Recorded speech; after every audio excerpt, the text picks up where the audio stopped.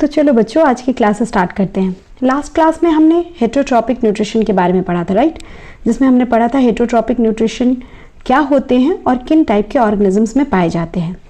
Basically हमने 3 type के heterotrophic nutrition पढ़े थे, जिसमें हमारा पहला था सेप्रोफाइट्स, जिसमें ये जो ऑर्गेनिजम्स हैं सेप्रोफाइटिक वाले, ये किस पे डिपेंड करते हैं? ये डेड और डिकेइंग ऑर्गेनिजम्स पे, ठीक है।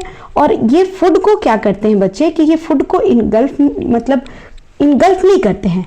इनका फूड का ब्रेकडाउन आउटसाइड द बॉडी होता है। कहाँ होता है? आउटसाइड द बॉडी होता है, ठीक है।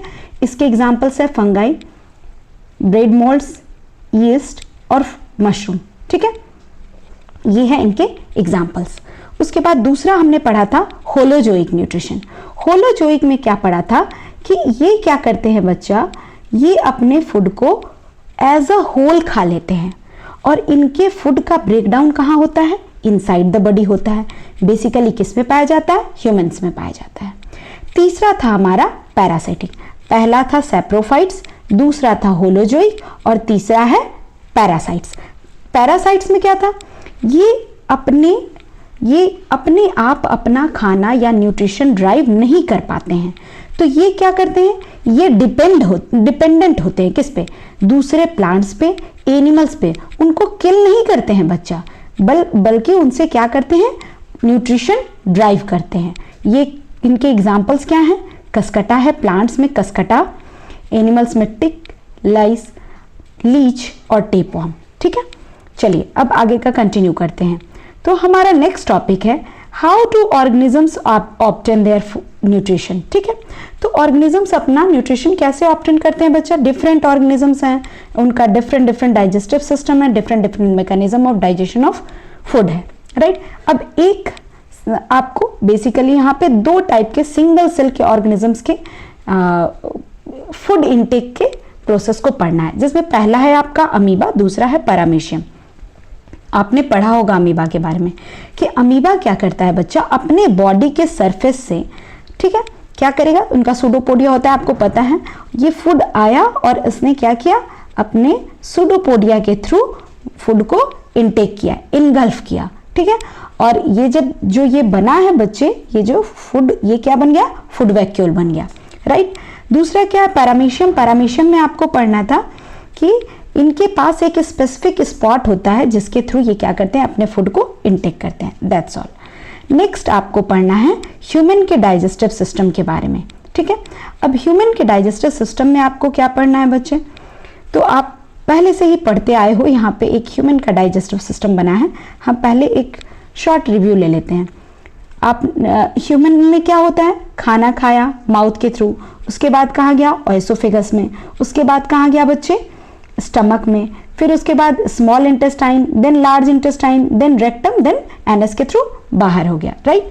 ये जो आप एक pipe like, canal like structure देख रहे हो, राइट, ये एक जो कैनाल लाइक स्ट्रक्चर है, इसे हम कहते हैं बच्चा एलिमेंट्री कैनाल। इसे क्या कहते हैं? Alimentary canal. और इसके अब आपके बुक में स्पेसिफिकली दिया होगा, एक लिखा होगा एलिमेंट्री कैनाल और फिर डाइजेस्टिव सिस्टम भी है, तो आप कंफ्यूज हो जाओगे कि एलिमेंट्री कैनाल और डाइजेस्टिव सिस्टम में क्या डिफरेंस है। तो एलिमेंट्री कैनाल क्या है? ये जो कैनाल आपने पढ़ा, ये जो पाइप लाइक स्ट्रक्चर है, ठीक है, जिसके थ्रू खाना डाइजेस्ट होकर बाहर आया, ये जो एक सीरीज में पाइप लाइक स्ट्रक्चर था, ये था आपका कैनाल, एलिमेंट्री कैनाल, ठीक है। इसके अलावा ये जो एसेसरी ऑर्गन्स है, जैसे कि हो गया लिवर, गॉल ब्लैडर, यहाँ एक पतला येलो कलर का पेनक्रियाज है, यू कैन सी, राइट। तो ये जो एसेसरी ऑर्गन्स है, ये सब मिलके डाइजेस्टिव सिस्टम को क्या कर रहे हैं? कंप्लीट कर रहे हैं, ठीक है। चलिए अब हम कंटिन्यू करते हैं माउथ से। माउथ को हम बकल कैविटी भी कहते हैं। माउथ में क्या क्या होता है? टीथ होता है, टंग होता है और स्लाइवरी ग्लैंड होते हैं, ठीक है। चलिए माउथ का रोल क्या है? क्रशिंग ऑफ फूड, आपने बहुत लोअर क्लासेस से पढ़ा है। तो ये यहाँ क्या हो रहा है? मैकेनिकल डाइजेशन हो रहा है, ठीक है, कोई केमिकल का रोल नहीं, यहाँ क्रशिंग हो रहा है, फिजिकली वो फूड को ब्रेक डाउन कर रहे हैं। टंग में क्या हो रहा है? ये फूड को मिक्स कर रहा है, किसके साथ? स्लाइवा के साथ ही साथ ये चिविंग में हेल्प कर रहा है। कैसे? कि टंग के थ्रू आप क्या करते हो? खाने को इधर उधर करते हो, मूवमेंट ऑफ फूड होता है, जिससे क्या होता है? चिविंग होता है, ठीक है। तो टंग का 2 रोल हो गया। नेक्स्ट है आपका स्लाइवरी ग्लैंड्स। स्लाइवरी ग्लैंड में क्या है कि स्लाइवरी ग्लैंड्स क्या करता है, स्लाइवा सिक्रीट करता है। सभी को पता है, आप कुछ खाते हो, पिकल वगैरह देखते हो तो वाटरी माउथ बोलते हैं ना जिसको, वाटरी माउथ में वो वाटर क्या है एक्चुअली, वो है स्लाइवा। ये सिक्रीट कहाँ से हो रहा है, स्लाइवरी ग्लैंड से। अब स्लाइवा में क्या होता है, ये स्लाइवरी ग्लैंड क्या कंटेन करते हैं, तो ये कंटेन करते हैं बच्चा एक एंजाइम। एंजाइम क्या है, बायोकैटलिस्ट। आपने पढ़ा था कि जो भी केमिकल रिएक्शन होगा उसको फास्ट करवाएंगे, ये बायोकैटलिस्ट, राइट। तो ये एंजाइम क्या है, जिसका नाम है स्लाइवरी अमाइलेज। ये स्लाइवरी अमाइलेज क्या करता है, ये करता है बच्चा ब्रेकडाउन किसका, स्टार्च का। अब स्टार्च क्या है, ये कॉम्प्लेक्स कार्ब्स हैं, ये कॉम्प्लेक्स कार्ब्स हैं, कार्बोहाइड्रेट, ठीक है। ये कॉम्प्लेक्स कार्बोहाइड्रेट को सिंपल कार्बोहाइड्रेट में तोड़ता है, ठीक है। स्टार्च क्या है, कॉम्प्लेक्स कार्बोहाइड्रेट, और उसे क्या करेगा, स्लाइवरी अमाइलेज सिंपल शुगर में ब्रेक डाउन कर देगा, ठीक है। देखिए यहाँ पे दिया है कि स्टार्च स्लाइवरी अमाइलेज के थ्रू क्या कर दिया, ग्लूकोज और माल्टोज बना दिया। क्लियर है, mouth is clear. Now next is, खाना कहाँ चला गया, फूड पाइप में। फूड पाइप में कोई भी डाइजेशन नहीं हो रहा है, वो सिर्फ और सिर्फ क्या प्रोवाइड करा है, एक चैनल प्रोवाइड करा है, एक कैनाल प्रोवाइड करा है, जिसके थ्रू खाना क्या हो रहा है, मूव हो रहा है, ठीक है। अब एक स्टार मार्क के साथ आप नोट करोगे बच्चा पेरिस्टाल्टिक मूवमेंट। ये क्या होता है, खाना बच्चा एक पाइप में है, अपने आप ऐसे बाहर, अपने आप ये एक पार्ट से दूसरे पार्ट में, एक ऑर्गन से दूसरे पार्ट में नहीं जाता है, एक मूवमेंट होता है। उस मूवमेंट को हम कहते हैं, देखिए यहाँ पे एक मूवमेंट बनाया हुआ, इस मूवमेंट को हम कहते हैं पेरिस्टाल्टिक मूवमेंट। जैसे आप टूथपेस्ट से कैसे पेस्ट को बाहर निकालते हो, बिल्कुल सेम वही प्रोसेस है बच्चा, कि कैनाल क्या करेगा, कॉन्ट्रैक्ट करेगा, ऐसे नॉर्मली नहीं, रिदमिकली। रिदमिकली क्या होगा, कैनाल कॉन्ट्रैक्ट करेगा और फूड जो है वो आगे की तरफ बढ़ता जाएगा, ठीक है। कोई डाइजेशन नहीं होता है किसमें, एसोफेगस में। चलिए अब हम नेक्स्ट पढ़ेंगे स्टमक के बारे में। स्टमक एक बहुत बड़ा रोल प्ले करता है, लार्जेस्ट ऑर्गन है, और इसमें क्या होगा कि इसके पास कैपेसिटी है, इलास्टिक कैपेसिटी, कि ये जैसे जैसे आप खाना खाते जाते हो आपका स्टमक इलास्टिकेटेड होते जाता है, राइट, एनलार्ज होते जाता है। अब इसका रोल पढ़ेंगे, ये क्या कर रहा है, तो इसके ये सिक्रीट करता है बच्चा गैस्ट्रिक जूस। क्या सिक्रीट करेगा, गैस्ट्रिक जूस। अब ये गैस्ट्रिक जूस में क्या क्या आ जाएगा, अब ये गैस्ट्रिक जूस में क्या क्या आ जाएंगे बच्चे, तो आ जाएंगे आपके HCl, हाइड्रोक्लोरिक एसिड, पेप्सिन और म्यूकस, ठीक है। ये तीन चीजें हैं। अब इनका हम रोल पढ़ेंगे कि इनका रोल क्या क्या है। तो पहला है बच्चे HCl का रोल। HCl का काम क्या है, एक तो एसिडिक pH बना के रखता है, देखिए यहाँ पे मेंशन है कि ये क्या कर रहा है, एसिडिक pH बना के रख रहा है, ठीक है। दूसरा क्या कर रहा है कि पेप्सिन को फैसिलिटेट कर रहा है, क्या करने में, प्रोटीन के डाइजेशन में। क्या करने में, प्रोटीन के डाइजेशन में पेप्सिन को फैसिलिटेट करेगा। पेप्सिन अपने आप काम नहीं कर पाएगा, तो ये काम कौन करवाएगा, HCl करवाएगा, ठीक है। तो एक तो ये एसिड इन्वायरमेंट बना के रखता है ताकि प्रॉपर ब्रेकडाउन हो सके फूड का, साथ ही साथ पेप्सिन को ब्रेकडाउन करके क्या बना देगा, प्रोटीन का डाइजेशन करने में हेल्प कर देगा, ठीक है। तो पेप्सिन है क्या एक्चुअली, अब पेप्सिन है क्या, तो ये भी एक एंजाइम है। इससे पहले आपने एक एंजाइम पढ़ा स्लाइवरी अमाइलेज, दूसरा एंजाइम पढ़ा पेप्सिन के बारे में। ये वो क्या था, वो कार्ब्स को डाइजेस्ट कर रहा था, कार्ब के डाइजेशन में हेल्प कर रहा था, कार्बोहाइड्रेट के, और ये क्या कर रहा है, प्रोटीन के डाइजेशन में हेल्प कर रहा है। तो इसने क्या किया, लार्ज प्रोटीन को स्मॉलर प्रोटीन्स में कन्वर्ट कर दिया, ठीक है। पेप्टाइड्स को तोड़ दिया, स्मॉलर पेप्टाइड मतलब स्मॉलर प्रोटीन में चेंज कर दिया। नेक्स्ट क्या है, म्यूकस। म्यूकस क्या है एक्चुअली बच्चा, तो म्यूकस क्या है, एक सिक्रीशन होता है लाइनिंग्स के थ्रू, जिससे क्या होगा कि ये जो वॉल है बच्चा, वो एसिड वाले इन्वायरमेंट से इन वॉल्स को प्रोटेक्ट कर सके, अदरवाइज क्या होगा, रैप्चर हो जाएंगे। तो एसिडिटी वगैरह आप लोगों ने सुना है ना, वो यही रीजन है बच्चा कि जब ये म्यूकस गड़बड़ा गया या HCl का कंसंट्रेशन बढ़ गया तो आपको क्या हो जाता है, एसिडिटी हो जाती है, राइट। चलिए तो देखिए ये क्या कर रहा है, ये प्रोटेक्ट कर रहा है इनर लाइनिंग्स ऑफ स्टमक को। नेक्स्ट क्या है, स्पिंक्चर मसल्स। स्पिंक्चर मसल्स का क्या रोल है बच्चे, तो ये ध्यान दीजिएगा। स्पिंक्चर मसल्स, ये देखिए यहाँ पे बनाया हुआ है, ये वाला ऑर्गन आप देख रहे हो, ये क्या है, यहाँ पे स्टमक से खाना जब स्मॉल इंटेस्टाइन में गया तो बैकफ्लो क्यों नहीं हुआ बच्चे, जब ये एक पाइप ही है, आप सो गए तो स्मॉल इंटेस्टाइन से खाना वापस आ जाना चाहिए था, लेकिन यहाँ ये काम नहीं होगा। ये रेगुलेट करता है कि एक बार अगर खाना स्टमक से स्मॉल इंटेस्टाइन चला गया तो बैकफ्लो ना हो, राइट। साथ ही साथ ये एक तो यहाँ है उसके बाद ये प्रेजेंट होता है एनल, आप आगे भी पढ़ोगे एनल स्फिंक्टर, वहां से क्या होता है कि अपने आप खाना डाइजेस्ट हो गया तो एनस से बाहर नहीं आ जाएगा, ठीक है, उसके अपने आप खाना बाहर नहीं आ जाएगा। एनस के पास जाके एक स्फिंक्टर मसल है, वहां क्या होगा, स्टोर रहेगा, जब तक कमांड नहीं आएगा ब्रेन से तब तक आप डाइजेस्टेड फूड को रिलीज नहीं कर सकते हो। नेक्स्ट है बच्चा स्मॉल इंटेस्टाइन। आप बचपन से इसके बारे में पढ़ते आ रहे हो कि ये क्या है बच्चा, कंप्लीट डाइजेशन। अगर आपसे कोई पूछे कि कंप्लीट डाइजेशन कहाँ होता है तो आप कहोगे स्मॉल इंटेस्टाइन में, ठीक है। कंप्लीट डाइजेशन कहाँ होगा, स्मॉल इंटेस्टाइन में। तो यहाँ क्या क्या हो रहा है, यहाँ सारा का सारा ये कॉम्प्लेक्स नहीं होगा बच्चे, ये कंप्लीट है, ठीक है। Complete digestion of carbs, proteins, fats सब कहाँ होगा, स्मॉल इंटेस्टाइन में। हुआ क्या बच्चे, तो हुआ ये कि खाना जो है यहाँ पे डाइजेस्ट होके आते जा रहा है और मतलब प्रोसेस बाय प्रोसेस, और यहाँ क्या होगा कि स्मॉलेस्ट, जो आपने क्या पढ़ा कि डाइजेशन एक ऐसा प्रोसेस है जहाँ कॉम्प्लेक्स से सिंपलर सब्सटेंस में चीजें कन्वर्ट होती हैं। तो यहाँ क्या हुआ कि सिंपलेस्ट सब्सटेंस में चेंज हो गया खाना, कहाँ, यहाँ पे फाइनल न्यूट्रिशन आपको मिलके आ गया। चलिए अब हम देखते हैं, तो यहाँ क्या लिखा है बच्चे, कंप्लीट डाइजेशन ऑफ कार्ब भी यही हुआ, प्रोटीन भी यही हुआ और फैट्स भी यही हुआ, ठीक है। ये क्या कर रहा है, ये रिसीव करेगा सिक्रीशन, किससे, जो लिवर जो बाइल जूस सिक्रीट करेगा, पेनक्रियास जो पेनक्रियाटिक जूस सिक्रीट करेगा, ये हम लोग पढ़ेंगे नेक्स्ट, आगे पढ़ेंगे कि लिवर क्या कर रहा है, बाइल जूस सिक्रीट कर रहा है, पेनक्रियास क्या कर रहा है, पेनक्रियाटिक जूस सिक्रीट कर रहा है, ठीक है। तो बाइल जूस का काम क्या है बच्चा, अभी आगे पढ़ेंगे हम लोग थोड़ा और डिटेल में। यहां भी आप समझ लीजिए कि ये क्या करेगा, फैट को इमल्सिफाइड कर देगा, मतलब फैट को तोड़ देगा, और फिर यहां आके स्मॉल इंटेस्टाइन में क्या होगा कि फैट जो टूट गया, इमल्सिफाइड जो फैट था वो फिर से टूट के फैटी एसिड और ग्लाइसेरॉल में चेंज हो गया। देखिए यहाँ पे एक कंप्लीट डाइजेशन ऑफ फैट को दिया हुआ है कि bile juice plus bile juice जो कि कहां से निकला, लिवर से, और यहाँ पे लाइपेज, ये दोनों मिलके क्या किया, इमल्सिफाइड फैट को तोड़ के फैटी एसिड और ग्लाइसेरॉल बना दिए, ठीक है।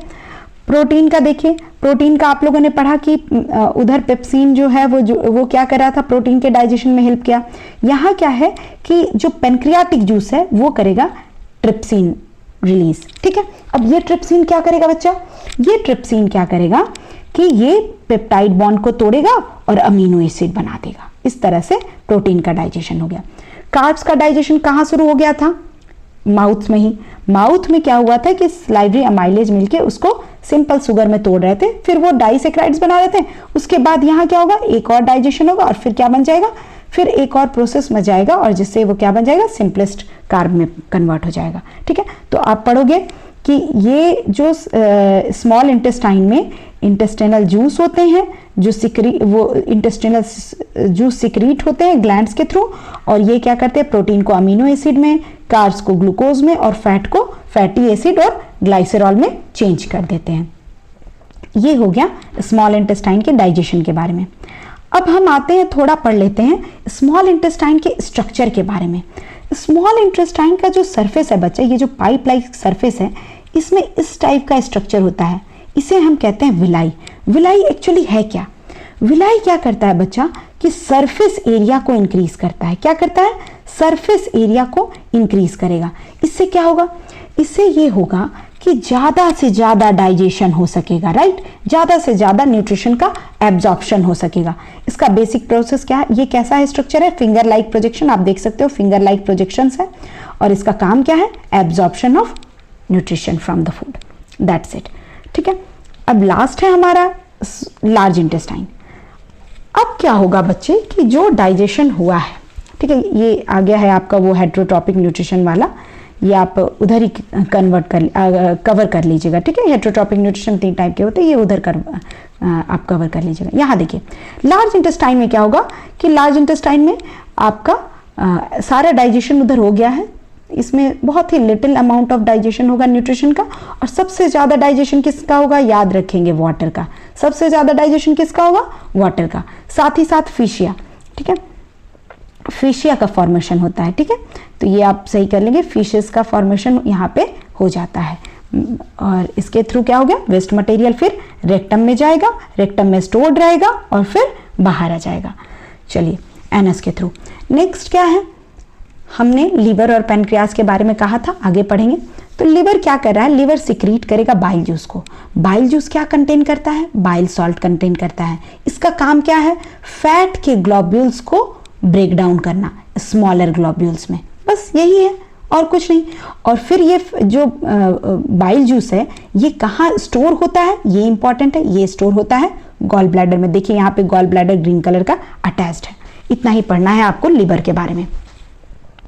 नेक्स्ट है पेनक्रियास। पेनक्रियास क्या करेगा, पेनक्रियाटिक जूस, ये हमने अभी पढ़ा था थोड़ी देर पहले। इसमें ये 2 टाइप के एंजाइम्स को सिक्रेट करेगा, एक है ट्रिप्सिन और दूसरा है लाइपेज। ट्रिप्सिन क्या करेगा, प्रोटीन का डाइजेशन, लाइपेज क्या करेगा, फैट का डाइजेशन। ठीक है, अभी हमने आगे पढ़ा था। ठीक है, चलिए ये देख लीजिए कि इमल्सिफाइड फैट कहाँ से हुआ, लीवर से, और वो इमल्सिफाइड फैट फिर क्या होगा, लाइपेज के साथ जुड़ के फैटी एसिड और ग्लाइसेरॉल बना देगा। That's it. आगे देखिए बच्चे, नेक्स्ट आपकी बुक में एक कंटेंट दिया है कि आप देखे होंगे कि 2 टाइप के एनिमल्स पाए जाते हैं, एक होते हैं कार्निवोर्स और दूसरे होते हैं हर्बीवोर्स। तो स्मॉल इंटेस्टाइन किसमें बड़ा होगा और किसमें छोटा होगा, तो आप एक बात को अगर समझ लेंगे तो तुरंत आपको ये पूरा कंसेप्ट समझ में आएगा। जो आप हरी सब्जियां, जो पत्ते होते हैं बच्चा, उसमें क्या होता है, सेल्यूलोज होता है। जो हरी सब्जियां, ठीक है, जो भी ये पत्ते हैं उसमें क्या होता है, सेल्यूलोज होता है। और उसका डाइजेशन जो होता है बच्चा वो बहुत कॉम्प्लेक्स होता है, जिसकी वजह से टाइम ज़्यादा लगता है। और क्योंकि टाइम ज़्यादा लगेगा तो इसीलिए हर्बीवोर्स के पास क्या होता है, हर्बीवोर्स क्या खाते हैं, पत्ते खाते हैं, और इसी वजह से इनके पास लॉन्गर स्मॉल इंटेस्टाइन होता है। और कार्निवोर्स क्या खाते हैं, मीट खाते हैं, मीट का डाइजेशन इजीली हो जाता है, इसीलिए उनके पास कैसा होता है, स्मॉल इंटेस्टाइन होता है। नेक्स्ट यहाँ पे फिर से विलाई के बारे में थोड़ा सा दिया हुआ है, इसको भी देख लेते हैं, यहाँ थोड़ा डिटेल में है। विलाई क्या है कि एक फिंगर लाइक प्रोजेक्शंस हैं, ठीक है, inner lining of small intestine में पाए जाते हैं। अब इसमें देखिए बच्चे, ये ब्लड के कनेक्शंस बने हुए हैं ना। ये होगा क्या कि खाना ये एब्जॉर्ब कर लिया, उसके बाद जो न्यूट्रिशन है वो कहाँ जाएगा बच्चे, वो जाएगा ब्लड वेसल्स में, और फिर ब्लड वेसल से कहाँ जाएगा, ईच एंड एवरी सेल में जाएगा। बात समझ में आई कि खाना एब्जॉर्ब हुआ किसके थ्रू, विलाई के थ्रू, फिर कहाँ गया, ब्लड वेसल के पास, फिर ये ब्लड वेसल्स से किससे कहाँ गया, हर एक सेल्स के पास खाना चला गया। अब सेल्स क्या करेगा, अपना नया टिश्यू बनाएगा, रिपेयर करेगा अगर कुछ डैमेज है तो, साथ ही साथ एनर्जी से डिफरेंट जो भी उनके प्रोसेसेस हैं, लाइफ प्रोसेसेस हैं, उनको कंटिन्यू करेगा। ठीक है, यही है। अच्छा, पूछेगा आपसे कि विलाई का रोल क्या है, तो देखिए विलाई का रोल है ये इंक्रीज करता है सरफेस एरिया ऑफ एब्जॉर्प्शन को। चलिए, अब हमारा नेक्स्ट टॉपिक है रेस्पिरेशन, जो हम नेक्स्ट वीडियो में कवर करेंगे। Thank you, take care, and don't forget to like the video, subscribe the channel if you haven't yet subscribed, and do comment your problems, your questions which you have arised in this session. So please do comment, like and share with your friends. Thank you. Have a good day.